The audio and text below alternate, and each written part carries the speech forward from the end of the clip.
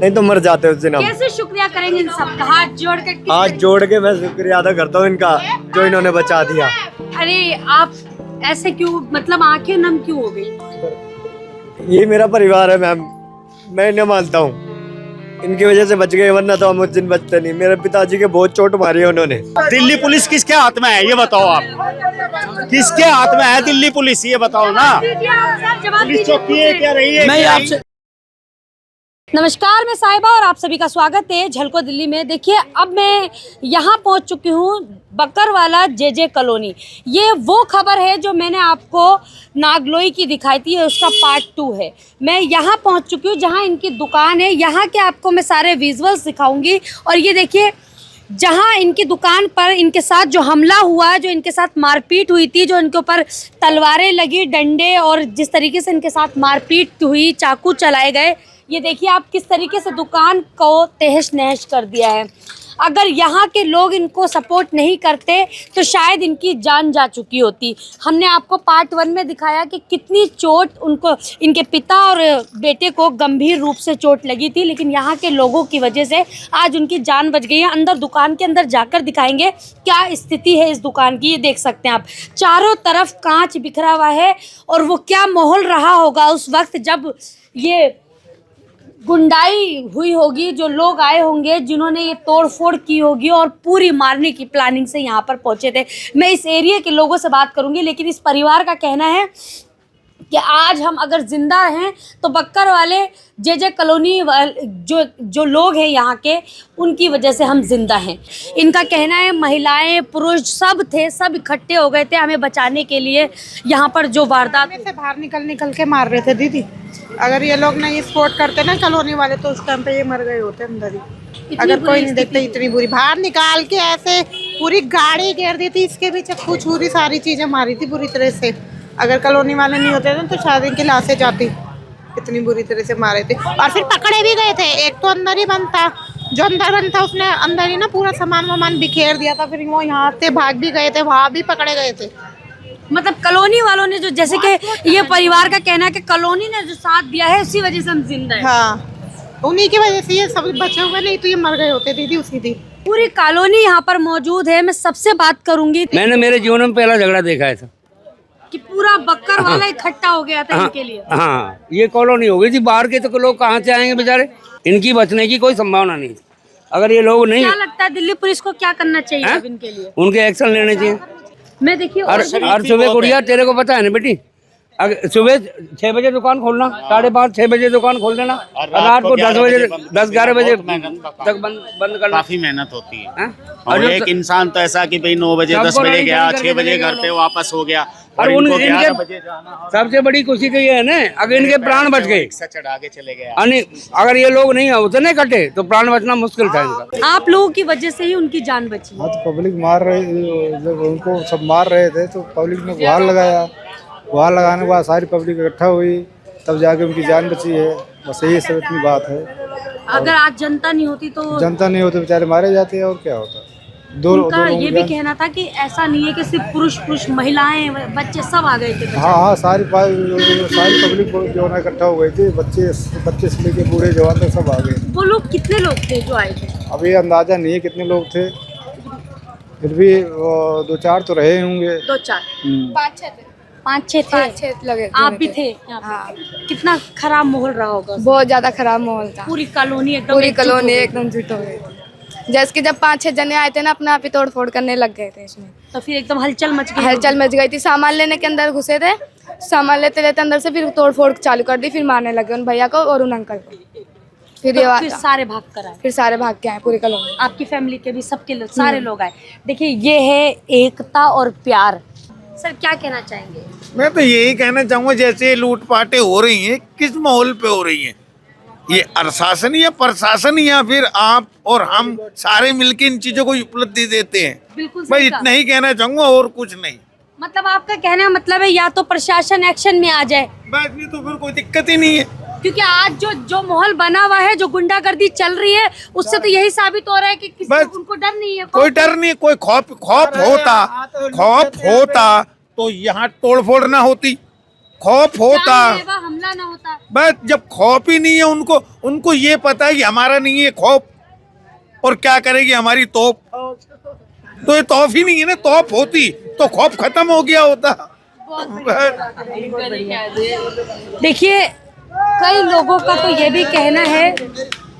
भाई एक मिनट, एक सेकंड, आपने जो बात बोली, इस बात की ये आपने गलत बोली। प्रशासन सही कर रहा है इस टाइम पे, कोई दिक्कत वाली बात नहीं। आप गलत काम करोगे तो ये मतलब ये नहीं है प्रशासन आपके साथ घर के अंदर आया, घर के अंदर आए नहीं, घर के अंदर आपके। अच्छा क्या लगता है ये तीसरी बार उनके साथ हमला हुआ है? मेरी बात सुनिए, एक मिनट मेरी बात में सवाल का जवाब दीजिए। आपकी आप बात कह रहे हो कि प्रशासन, मैं आपसे सवाल कर रही हूँ, ये तीसरी बार उनके साथ हमला हुआ है। मेरी बात सुन लीजिए, उसके बाद जवाब देना आप। तीसरी बार हमला हुआ है, 3 बार पता है पुलिस को, उसके बाद भी एक्शन नहीं लिया गया। अब तीसरी बार जब जान लेने पर आमादा हो गए, जब यहाँ के लोगों ने बार कॉल किए, तब जाके तो एफआईआर दर्ज हुई है। तो इसका जिम्मेदार किसको समझ रहे हो? मैम एक चीज बता, एक सेकंड मेरी बात, ये यहाँ पे फर्स्ट टाइम हुआ है और हमने साथ दिया उनका, वो उनसे पूछ लीजिए, हमने साथ दिया है। उन्होंने कहा है कि आप लोगों की वजह से जिंदा है वो, ठीक ना, हमने साथ दिया उनका, ऐसी बात नहीं है। प्रशासन के घर के अंदर आएगा। प्रशासन का मतलब समझ रहे हैं आप? प्रशासन अगर एक्शन में, वो ये कह रहे हैं कि अगर प्रशासन एक्शन में आ जाए तो दिल्ली पुलिस एक्शन में आ जाएगी। और जिस तरीके से दिल्ली में क्राइम बढ़ते जा रहे हैं, अगर उस पर रोक लगाई जाए, ये तो सबके साथ है।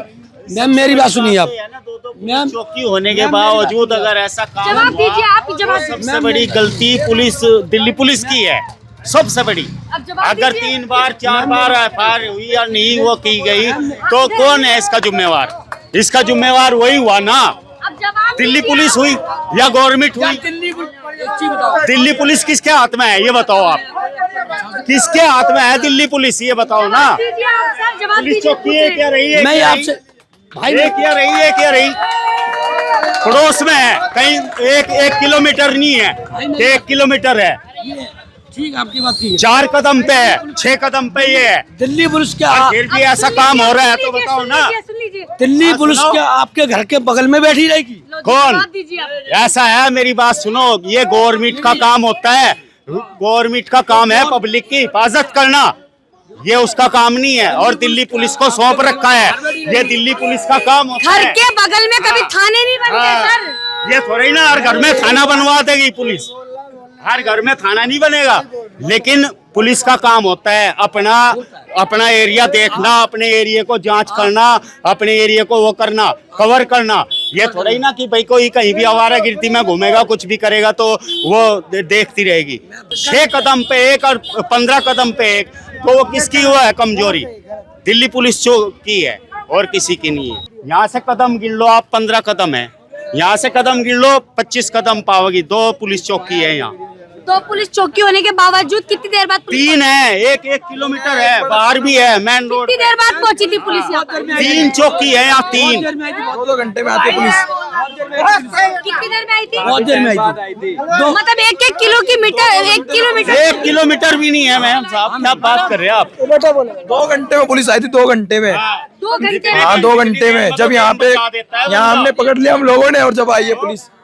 ये देखिए, मैंने जैसे कहा कि हाँ उम्र की सीमा नहीं, बच्चे बड़े बुजुर्ग महिला यहाँ सब मौजूद थे उन लोगों को बचाने के लिए। 30,000 का मामले की घुसपैठी मांग रहे हैं, हम लोग शर्म आनी ना, चाहिए। तो ये बाप बेटे मर जाते हैं यहाँ पे। आप देखिए सारे लोग यहाँ पर इकट्ठे हैं, कितने ही लोगों से हम बात करेंगे। आज यहाँ पर हजारों लोग इकट्ठे हो गए फिर से। ये देखिए महिलाएं भी इकट्ठी हो गई हैं। अम्मा, आप सबने भी साथ दिया इन लोगों का? सबका साथ दिया, क्या करें। और पता नहीं कौन आते हैं ऐसे कि वो 4 औरतें आई थी, वो लूट के ले गई हैं। अब क्या करें हम, हमें तो पता ही नहीं है कुछ। सर, हमने आपके घर की भी खबर की, आपकी दुकान पर पहुंच गए। आज पूरी कॉलोनी आपके साथ यहाँ भी इकट्ठी है।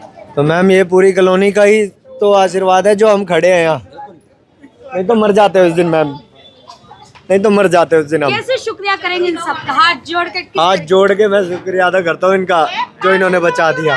अरे आप ऐसे क्यों, मतलब आंखें नम क्यों हो गई?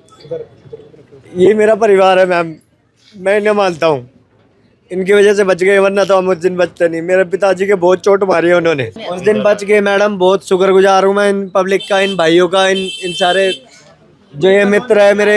ये मेरा पूरा घर है मैडम, ये मानता हूँ मैं, ये घर होता है असली। असली पब्लिक इसे कहते हैं कि जो सपोर्ट करना जानती है। ये थोड़ी ना होता है। पुलिस वाले क्या कर रहे हैं मैडम? पुलिस वालों का किलोमीटर दूरी पर थाने, यहाँ पे चौकियां हैं। एक अभी तो 2 घंटे में पुलिस आ रही थी। 50 मिनट ये बच्चे कुछ कहना पुलिस आनी होती तो 5 मिनट में पुलिस आती, 10-11 बजे पुलिस आई है यहाँ पे।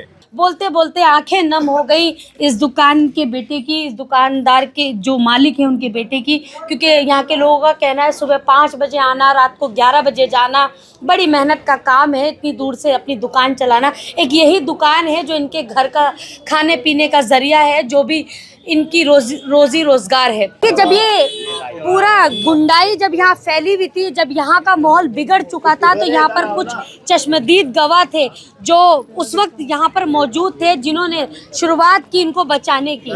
आते वो शीशे वीसे तोड़ने लग गए, पूरे अड्डे मार के। फिर इसके बाप को मारा, इनको रोड पे बिछा रखा था, इसके बाप को ऊपर लट मार रहे। फिर हम जैसे भाई आए काफी, फिर हमने भी उनके मारपीट चालू की, तो सारे भग गए।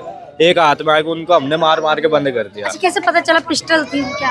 वो वहाँ पिस्टल हमारे सामने निकाली थी, पुलिस वालों को देख के गाड़ी के पीछे फेंक दी थी उन्होंने। पुलिस वालों ने देख ली थी कि पिस्टल फेंकी है। फिर पुलिस वालों ने कुछ नहीं बोला, पुलिस वालों ने ब्लैक कपड़े में डाल के ले गए थे पिस्टल।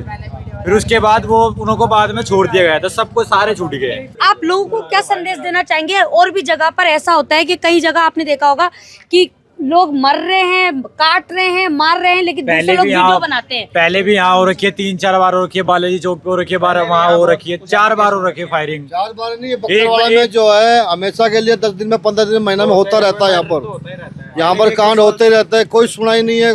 कितना भी किसको जिम्मेदार समझ रहे हैं सर? किसको जिम्मेदार बनाएंगे? जो जिसके बैच जिसकी लाठी हो रही है।